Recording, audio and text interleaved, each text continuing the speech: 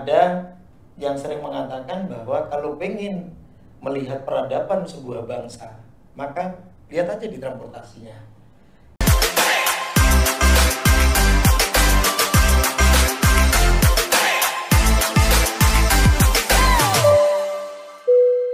Naik perahu di Sungai Musi, nampak megah, benteng Kuta Besar. Podcast ini hadir mengisi obrolan santai tapi tetap bijak. Halo Sobat Airman, balik lagi sama saya Fatan dan saya Kesha di segmen Airpods kali ini yang tentunya kepunyaan Poltek Bank Palembang. Nah, di episode sebelumnya, Airport sudah mengundang Kepala Pusat Pengembangan Sumber Daya Manusia Perhubungan Udara dan Direktur Politeknik Penerbangan Palembang untuk berbagi cerita dan inspirasi kepada Gen Z yang masih ragu untuk bergabung di Sekolah Kementerian Perhubungan.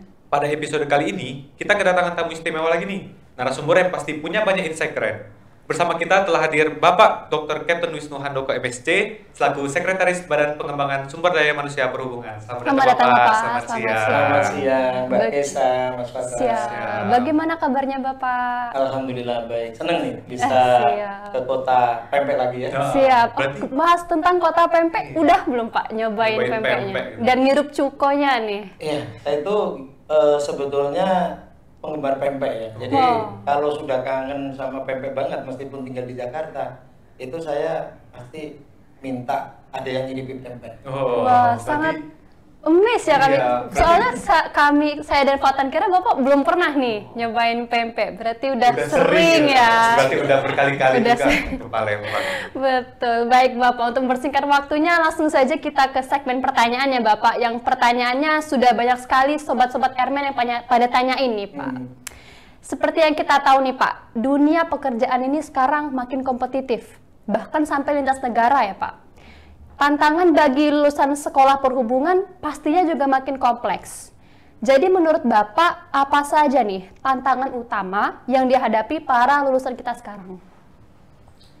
Iya, jadi saya ingin menjawab pertanyaan Mbak Kesha tadi dengan memberikan sedikit insight ya, atau wawasan pada para airman, khususnya yang sedang belajar di Poltek Bank Palembang dan pada umumnya juga bagi masyarakat termasuk rekan-rekan kalian yang saat ini sedang menuntut ilmu di sekolah-sekolah di bidang transportasi. Jadi saya sering mengatakan bahwa transportasi itu adalah syarat, ya bahkan prasyarat. Kalau prasyarat itu sebetulnya pra itu kan sebelum, jadi pra itu berarti sebelumnya, sebelum syarat.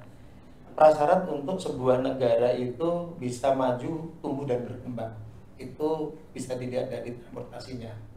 Bahkan ada yang sering mengatakan bahwa kalau pengen melihat peradaban sebuah bangsa, maka lihat aja di transportasinya. Mungkin kita bisa kadang-kadang lihat ya yang viral di media, misalkan seperti, ya mohon maaf ya bukan membandingkan, tapi kayak misalkan di Bangladesh gitu. Kita lihat bagaimana bis-bis yang di sana itu udah mepet-mepet gitu, saling tubruk-tubrukan gitu ya. Terus orang parkirnya sembarangan gitu.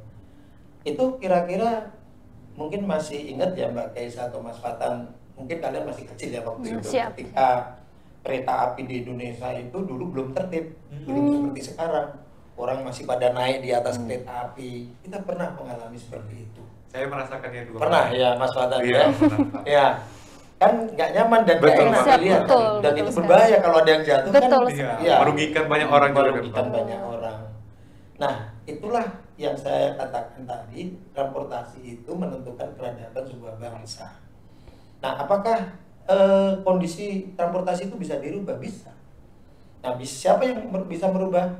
Tentunya yang bisa merubah adalah siapa yang mengatur transportasi itu dan siapa yang mengawaki transportasi itu. Kemudian yang ketiga adalah siapa yang menggunakan transportasi itu. Jadi ya siapa yang mengatur? Berarti pemerintahnya. Siapa yang mengoperasikan? Ya pilotnya, ya masinisnya, ya para pramugarinya, ya air krunya, petugas di bandaranya. Kemudian masyarakatnya. Jadi memang harus dimulai dulu dari peraturannya. Kalau peraturan itu dibuat dengan baik, pasti nanti masyarakat mungkin awalnya tidak setuju. Sekarang kan lagi rame nih ya masalah odol ya, over dimension overload untuk teman-teman yang di subsektor darat. terus mungkin masalah tarif yang ada di udara, kemudian kalau di moda laut mungkin ada masalah keselamatan pelayaran dan sebagainya. Nah, itu tercermin juga dari bagaimana masyarakat itu bisa mengikuti peraturan yang dibuat oleh pemerintah. Itulah tantangannya dari transportasi.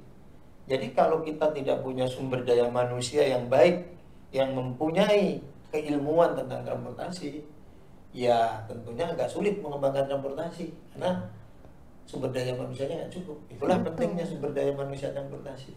Betul. Jadi intinya sebagai insan perhubungan itu harus mempunyai Berperan kompetensi aktif, dan iya. berperan aktif ya Pak untuk kemajuan transportasi sebuah negara gitu. dan menyejahterakan transportasi agar lebih maju ya Pak ya. Betul sekali. Disitulah peran BPSDM Perhubungan untuk membentuk sumber daya manusia perhubungan yang berkompeten dan memajukan transportasi di Indonesia gitu. Betul. Nah, dengan penjabaran beberapa tantangan yang akan dihadapi Kementerian Perhubungan nih kan Pak, khususnya para SDM Perhubungan, strategi konkret apa saja yang sudah atau sedang dilakukan oleh BPSDM Perhubungan untuk meningkatkan daya saing lulusan?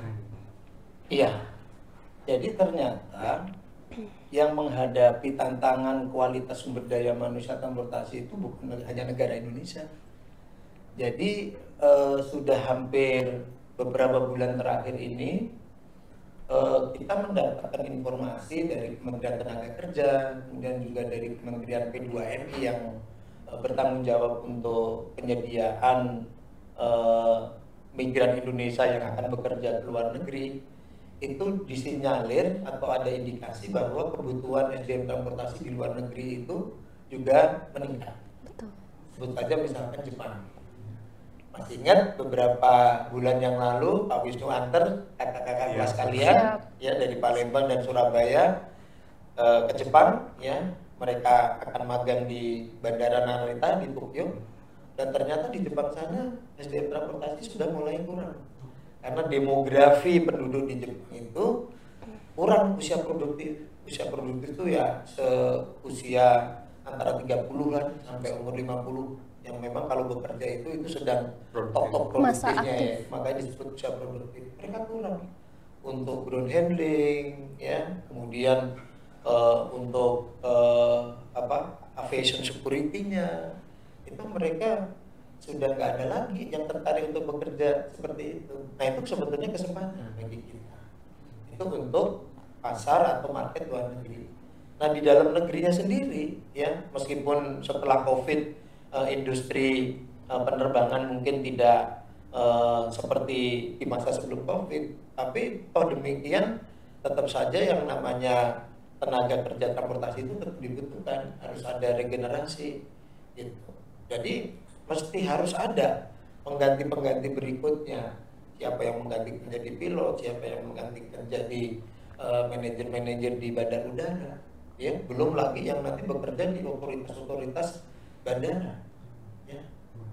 Berarti memang BPSDM Perhubungan itu telah menyiapkan lulusan-lulusannya untuk dapat bekerja kan langsung untuk memajukan sektor transportasi baik di dalam negeri maupun di luar sampai negeri. luar negeri. Yeah. Dan jawaban ini juga sangat persis ya dari Kepala Sumber Daya Manusia Perhubungan juga menyatakan hal yang sama Pak tentang kalau sektor di Jepang itu juga membutuhkan di bagian ground handling produktif gitu. Yeah.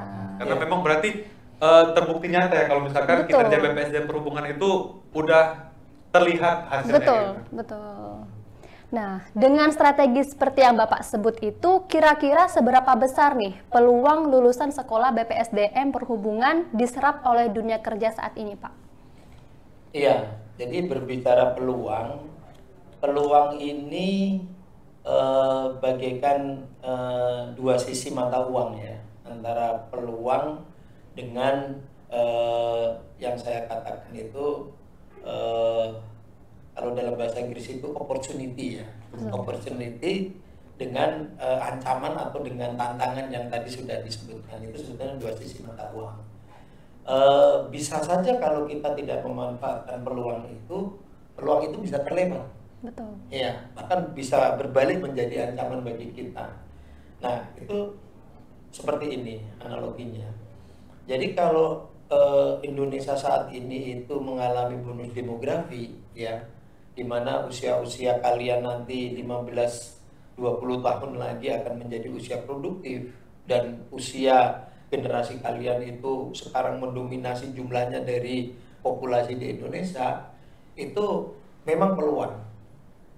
Sepanjang kita bisa mengarahkan adik-adik generasi muda seumur kalian di Gen Z ini untuk belajar di semua bidang, tidak hanya transportasi. Ya, setidak-tidaknya kita harus merubah kurikulum, ya, menyesuaikan kurikulum yang ada di tingkat mungkin mulai dari SD, Betul. SMP, SMA, itu untuk mulai mengenal pentingnya transportasi. Ya, makanya yang bagus adalah mengenalkan adik-adik TK itu sering nggak ya di Sering ya, sekali, adik-adik Pak. TK Iya, itu diajak lihat ke dalam simulator atau melihat di dalam pesawat.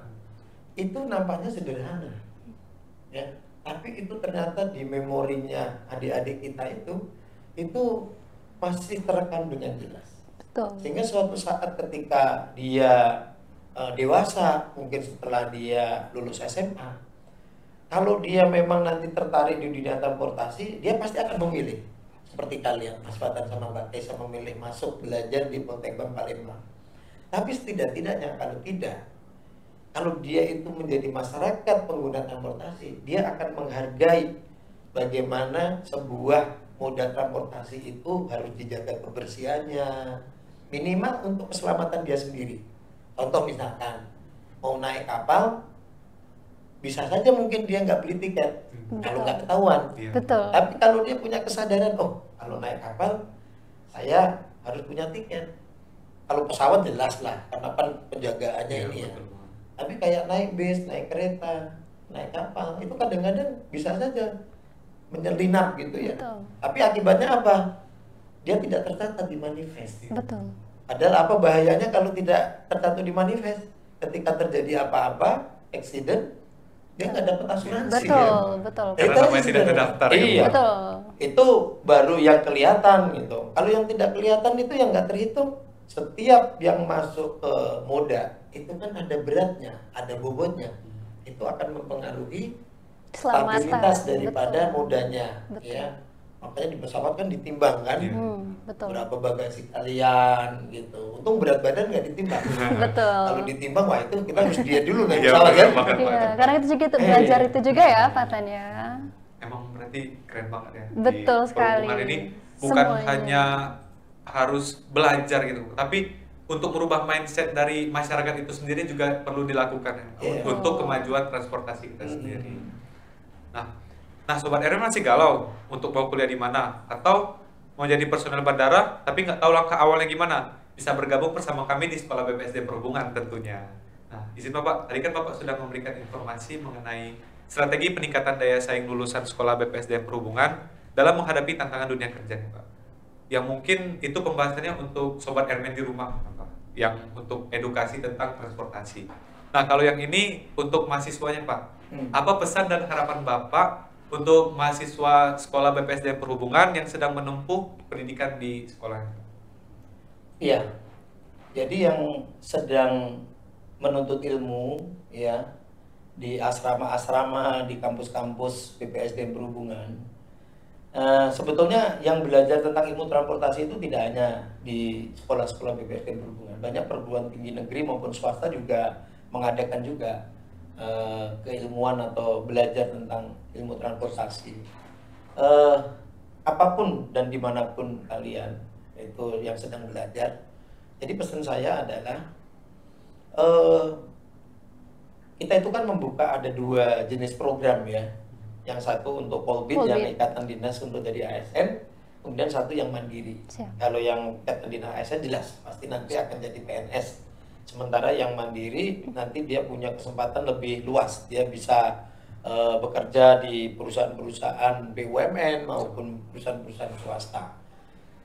Tapi ujung-ujungnya mau dari kalian masuk dari mana tetap nanti ketemu. Betul. Kalau yang Matra Darat ya ketemunya di bandara gitu kan. Kalau yang Matra Laut ketemunya di pelabuhan gitu. Bahkan sekarang semua matra kadang-kadang bisa ketemu juga. Betul. Sekarang ada konsep yang namanya itu TOD, Transit Oriented Development. Itu kalau kita turun dari pesawat, nanti udah dijemput ada kereta di Betul. bandara, habis itu nanti dari kereta bandara itu ke kota, ke stasiun di kota, nanti di sana gabung sama bis, Ya. nanti bisnya bawa lagi ke penyeberangan. Itulah yang dikatakan sebetulnya adalah integrasi daripada multimoda. Jadi apapun kalian belajar ilmu transportasi itu di matra apapun, suatu saat pasti kalian ketemu, pasti akan ketemu. Nah makanya ini mesti dimaknai dengan apa? Dimaknai dengan transportasi itu tidak berdiri sendiri. Transportasi itu penuh dengan kolaborasi. Transportasi itu perlu dengan sinergi.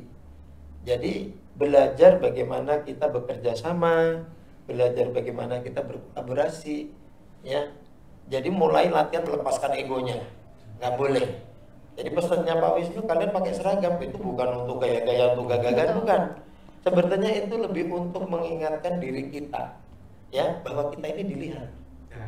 Kan kamu dilihat, oh pakai seragam. Betul. Orang pakai seragam itu pasti apa? Rapi. Pasti dia rapi, Gagah. pasti dia Gagah. disiplin, Iya, kan gitu betul, ya. betul. Terus pasti dia itu cekatan kan Betul. gitu. Nah itu harus tercermin. Itu sebetulnya maknanya kenapa kita harus pakai uniform. Di samping kalau memang nanti bekerja ya biasanya untuk membedakan jabatan-jabatan di atas moda itu ya memang dibedakan dengan seragamnya. Betul. Gitu. Pilot misalkan strapnya 4 gitu Ya. kan. Ya itu sama di moda yang lain kayak gitu. Nah itu kita dibiasakan dengan hierarki. Hierarki itu apa? Membedakan gitu. Mana yang menjadi leader teamworknya, mana yang ada di middle manajemennya dan mana di operasional. Makanya di sekolah perhubungan itu diajarin bekerja dalam bentuk teamwork. Nah itu jadi pesan Pak Wisnu, kalian itu harus berlatih berkolaborasi, bekerja sama, nggak boleh kerja sendiri-sendiri. Ingat ada yang mengatakan Indonesia ini salah satunya yang mungkin tidak atau istilahnya kurang begitu cepat gitu bergeraknya ya karena kita mungkin kadang-kadang belum berkolaborasi dengan baik. Ya, itu pesannya. Nah, berarti ingat nih teman-teman, Pak Wisnu udah berpesan buat kita kalau misalkan transportasi itu tidak berdiri sendiri, Betul. namun harus berkolaborasi serta bersinergi. Dan saling interkoneksi ya, Iya, saling bangun-membangun antar matra darat, laut, dan udara itu mempunyai koneksi nih. Luar biasa sekali. Terima kasih banyak Bapak atas saran dan masukannya, dan terima kasih atas waktu dan insight-nya yang sangat membangun dan memotivasi. Semoga makin banyak lulusan yang tidak hanya memiliki kompetensi, tapi juga mempunyai semangat untuk membawa transportasi Indonesia ini lebih maju. Terima kasih kembali lagi Bapak dan sudah datang dan berbagi informasi bersama kami. Dan buat Sobat Airman semua, saya ucapkan terima kasih karena tetap setia menonton AirPods. Kalau ada saran pembahasan untuk episode selanjutnya, boleh tinggalkan di kolom komentar ya. Siapa tahu ide kalian atau hal-hal yang ingin kalian tanyakan bakal kami bahas di AirPods episode berikutnya. Jangan lupa untuk terus mendengarkan AirPods, Airman Podcast kepunyaan Poltek Bank Palembang, dan tetap semangat menjadi bagian dari agen perubahan. Nah, izin Pak, tadi kalau diawali pantun dari Fatan, saya juga mau memberi pantun Karena nih. ciri khas dari AirPods ini sendiri diawali pantun dan diakhiri juga pantun. Betul, dibantu cakepnya ya, dan juga beli songket di pasar tradisi. Cakep. Warnanya indah, menawan hati. Cakep. Sampai di sini bincang kita berisi, semoga bermanfaat dan menjadi inspirasi. Mantap. Baik, see you di episode berikutnya. Dadah.